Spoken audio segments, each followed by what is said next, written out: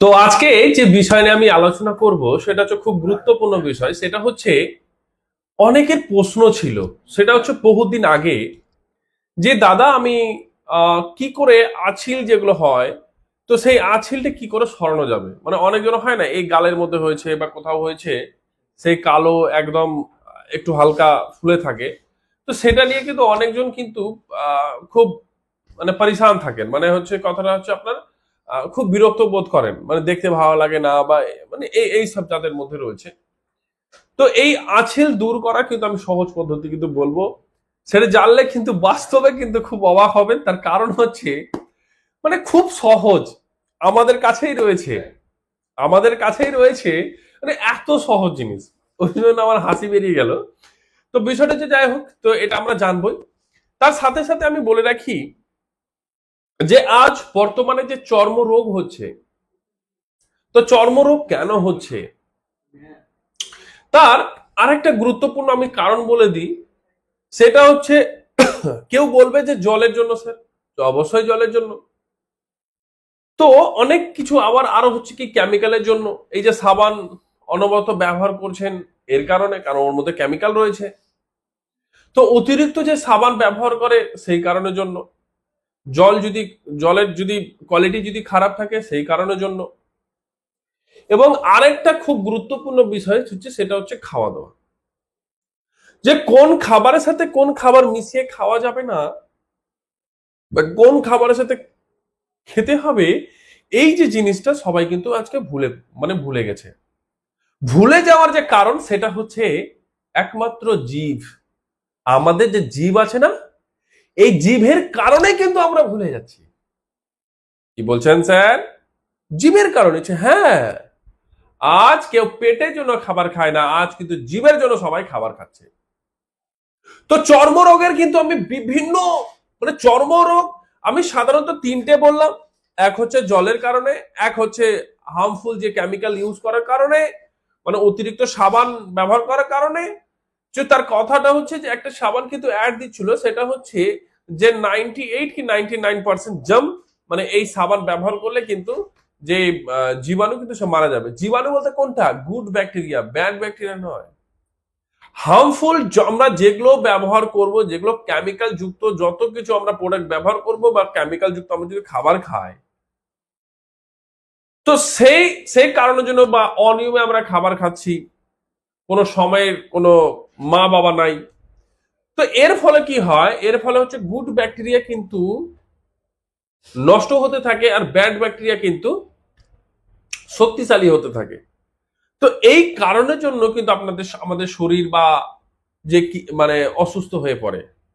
তো ওটাই আমি বললাম যে এট ফার্স্ট কিন্তু সাবানের যে ব্যবহার, এটা কিন্তু আপনাদেরকে ত্যাগ করতে হবে। এবার সাবান ত্যাগ করতে হবে, তো কি ব্যবহার করতে হবে, আমি কিন্তু আগামীকাল এই বিষয় নিয়ে কিন্তু একদম বিস্তারিত আলোচনা করব। যে চর্মরোগ হচ্ছে, দাঁত হচ্ছে, এই দাঁত হলে কেন কি করতে হয়, ভালো করে বুঝবেন। আমাদের হচ্ছে পশ্চিমবঙ্গ, বাংলাদেশ, আর হচ্ছে আমাদের যে রাজ্য বিহার, ঝাড়খণ্ড, এই আমাদের ভারতবর্ষের যে তিনটে রাজ্য, পশ্চিমবঙ্গ, বিহার আর ঝাড়খণ্ড, এই তিনটে এলাকায় বা এই রাজ্যর এলাকার মানুষের কিন্তু চর্মরোগের কিন্তু বেশি হয়। জলের খারাপ কোয়ালিটির কারণে, সাবান মানে কেমিক্যাল যুক্ত সাবান বেশি ব্যবহার কারণে, অনিয়মে খাবার খাওয়ার কারণে, আর বিরোধী বস্তু, মানে আপনার হচ্ছে কোন খাবারের সাথে কোন খাবার মিশিয়ে খেতে হবে সেটা কিন্তু, এটা যখন অনিয়ম হচ্ছে, যেমন ধরুন আপনাদের পনির খেতে, ফর এক্সাম্পল আজকে দিচ্ছি কারণ আমি এটা তো নেক্সট টাইম বুঝাবোই, যে ফর এক্সাম্পল সেটা হচ্ছে আপনার যে দুধ থেকে ছানা হয়, দুধ থেকে কি হয়, দুধের যে কোনো জিনিসের সাথে লবণ কিন্তু একদম মিক্স করা যাবে না। কারণ দুধ থেকে ছানা হয়, তো পনির পনির হলো। তো পনিরের সাথে আপনি কি তরকারিতে মধ্যে রান্না করছেন, কিন্তু হেভি টেস্ট, খেতে কিন্তু হেভি টেস্ট। এই কারণে জন্য বললাম, জিভের কিন্তু জিভের কিন্তু টেস্টের কারণে কিন্তু আজকে লোক সবাই কিন্তু অসুস্থ হচ্ছে। তাহলে পনির যখন রান্না হচ্ছে তখন লবণ মিক্স হচ্ছে, লবণ যখন মিক্স হচ্ছে খাবারটা কি হয়ে যাচ্ছে, বিষ তৈরি হচ্ছে। এই কারণে স্কিন ডিজিজ সেটা কিন্তু বেশি হচ্ছে। তো স্কিন ডিজিজ সম্বন্ধে কিন্তু আমি আগামীকাল খুব বিস্তারিত আলোচনা করব। আর মাথার মধ্যে কিন্তু রাখবেন যে এই এই খাবার খাওয়া যাবে না, বা কিভাবে আপনারা সুস্থ থাকবেন, বা সাবানের বদলে কি ব্যবহার করবেন। আমি কিন্তু আগামীকাল বিস্তারিত কিন্তু এই বিষয়ে আলোচনা করব। তো মন দিয়ে দেখবেন, প্রথম থেকে শেষ পর্যন্ত দেখবেন এবং বোঝার চেষ্টা করবেন। কোথাও যদি না বুঝতে পারেন তো অবশ্যই কিন্তু কমেন্টটা কিন্তু করবেন। আর চ্যানেলকে অবশ্যই সাবস্ক্রাইব করুন। আমাদের যে ফ্যামিলি, আমাদের জন্য ধীরে ধীরে যেন বড় হয়। তো এই হচ্ছে বিষয়। তো আমরা আসি যে আছিল যে নিয়ে অনেকজনের এই যে গালের উপর হয়ে যায়, এখানে হয়ে যায়, এখানে হয়ে যায়, এখানে হয়ে যায়। তো এই যে হয়ে যায়, এতে কি হয়, দেখতে বড় বাজে লাগে। তো অনেকে কমেন্ট করেছিল, সেটা হচ্ছে অনেকদিন আগেই, কিন্তু ভেবেছিলাম যে আমি ভিডিওটা বানাবো বানাবো, কিন্তু ব্যস্ততার কারণে কিন্তু মানে করা হয়নি।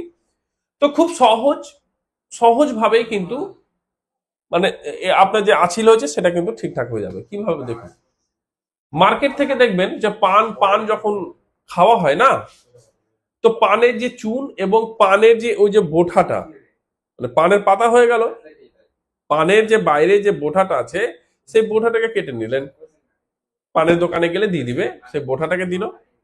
যেমন হয় না যে আমাদের বাবা এবং যারা দাদা ভাই যারা খায় সবাই, তো কি করে, পানটাকে নিয়ে নিল, আর পর থেকে ওই বোঠাটাতে মানে ওটাকে নিয়ে ডান্ডির মতো থাকে, সেটাকে নিয়ে কি করে, ওই ওর উপর একটু চুন দিয়ে বাস পরে একটু চাটতে থাকে।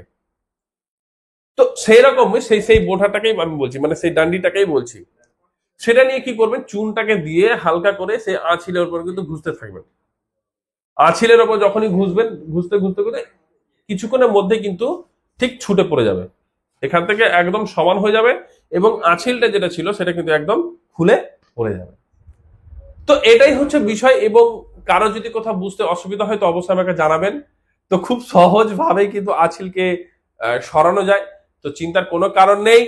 আপনাদের চিন্তা আমার চিন্তা, তো একদম চিন্তা করবেন না। আপনাদের যত রকম সমস্যা কিন্তু অবশ্যই কমেন্টে কিন্তু জানাবেন, কমেন্ট কিন্তু করতে থাকবেন। তাহলে যেটা বললাম, মার্কেট থেকে চুন নিয়ে আসুন এবং পানের যে ডান্ডি সেটাকে নিয়ে আসুন। অবশেষ যেটা পাতার যে পাতাকে কেটে নেওয়ার পর যে অবশেষটা থাকে যেটা, ওটাকে নিয়ে আসুন। নিয়ে এসে চুনের উপর দিয়ে ভালো করে চুন দিকে বা বোটাটাকে দিয়ে ভালো করে ঘষতে থাকুন। কিছুক্ষণের মধ্যে কিন্তু ওটা ছুটে পড়ে যাবে। তো চিন্তার কোনো কারণ নেই। আর যারাই কমেন্ট করছিলেন, আপনারা ভাবছিলেন যে স্যার দিচ্ছেন না দিচ্ছেন না দিচ্ছেন না, আমি অবশ্যই আপনাদের প্রত্যেকটা ডিমান্ড আমি পূরণ করব, ধীরে ধীরে পূরণ করব। এবং পরবর্তী সময়ে কিন্তু আমি আয়ুর্বেদের কি পাওয়ার, আমি কিন্তু গত দুদিন আগে আমি বলেছি যে আয়ুর্বেদের কি পাওয়ার, সেই পাওয়ার নিয়ে কিন্তু আমি গল্প করব। যে কতটা পরিমাণে ছোটদের কতটা পরিমাণে খাওয়া উচিত, বয়স্কদের কতটা পরিমাণে খাওয়া উচিত, এই এই জিনিসটা কিন্তু অনেকের কি মানে বলতে 98% মানুষের কিন্তু জানা নেই। তো আমি এই বিষয় নিয়ে কিন্তু প্রত্যেকটা জিনিসের উপর কিন্তু আমি এত সুন্দরভাবে বিশ্লেষণ নিয়ে আসব যে আপনাদের ব্রেনের মধ্যে কিন্তু একদম ঢুকে যাবে পাক্কা, আপনারা ভুলবেন না, মরার আগে পর্যন্ত আপনাদেরকে আমি ভুলতেই দিব না।